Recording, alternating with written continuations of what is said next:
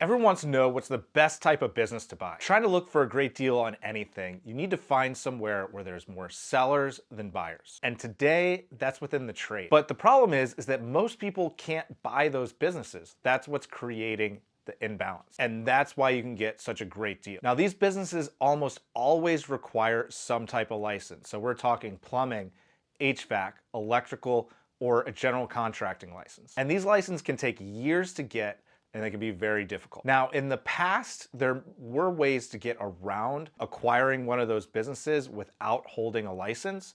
But now, if you're going to use an SBA loan or really probably any type of bank loan, you should expect to have that license yourself. Because what we're hearing is the SBA wants the guarantor to be the license holder. So the doors that used to be open to find ways around that licensing requirement have shut. So there's lots of people that want to buy these businesses. There's tons of buyers out there that want to buy them, but they can't and they won't be able to. So if you're a person that possesses one of these licenses, has a background in those industries, you are set up to get a really good deal.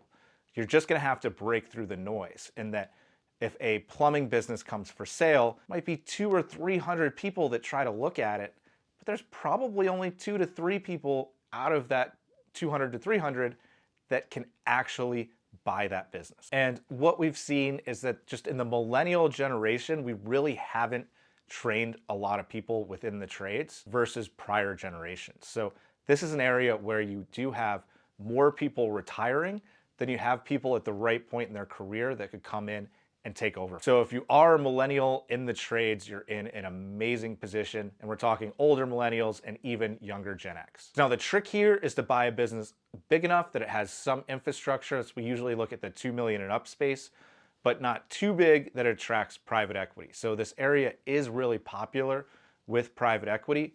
So you want to buy within an area that it's still small enough that it needs an owner operator and then grow it into that private equity scale. And if you want to work with us, we partner with people in the trades all the time to buy businesses. We handle the acquisition, the financing, all of the kind of general business side. What you need to bring is the ability to work with customers and employees. And if you're a good fit for that, go fill out the link in our bio, join our partner program, and let's try to buy a business together.